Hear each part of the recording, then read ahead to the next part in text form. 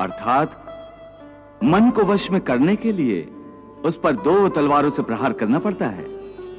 एक तलवार अभ्यास की है और दूसरी तलवार है वैराग्य की। अभ्यास और वैराग्य? हां, अभ्यास और वैराग्य।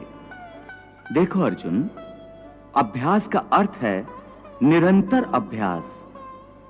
मन को एक काम पर लगा दो, वो वहां से भागेगा, उसे पकड़ कर लाओ, वो फिर भागेगा, उसे फिर पकड़ो।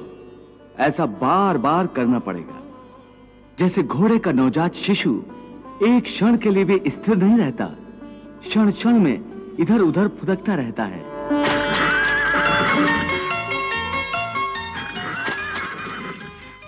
उसी प्रकार मन भी क्षण क्षण में इधर उधर फुदकता रहता है।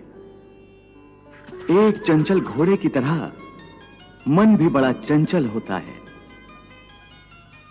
और ऐसे चंचल मन को काबू करना उतना ही कठिन है जैसे किसी मुंहजोर घोड़े को काबू करना। ऐसे घोड़े को काबू करने के लिए सवार जितना जोर लगाता है, घोड़ा उतना ही विरोध करता है और बार बार सवार को ही गिरा देता है।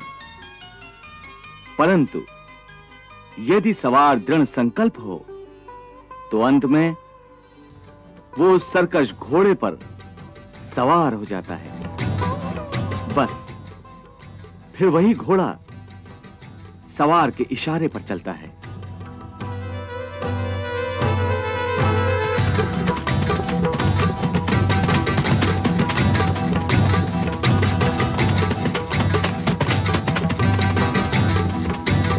उसी प्रकार मन को भी नियंत्रण की रस्सी में बांधकर बार बार अपने रास्ते पर लाया जाता है, तो अंत में वो अपने स्वामी का कहना मानना शुरू कर देता है।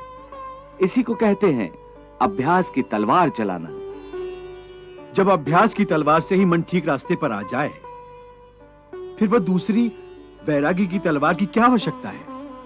उसकी आवश्यकता इसलिए है कि एक बार ठीक रास्ते पर आ जाने के बाद मन फिर से उल्टे रास्ते पर न चला जाए, क्योंकि उल्टे रास्ते पर इंद्रियों के विषय उसे सदा ही आकर्षित करते रहेंगे।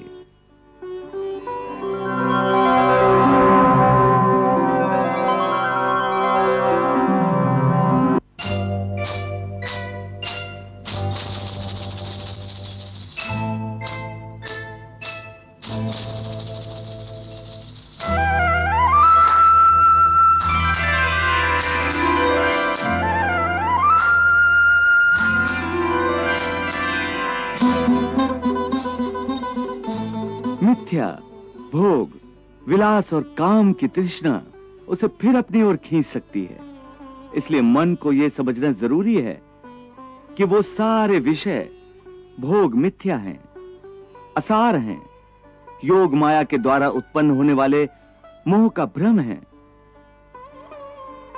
मन जब इस सत्य को समझ लेगा तो उसे विषयों से मोह नहीं रहेगा, बल्कि उससे वैराग्य हो जाएगा।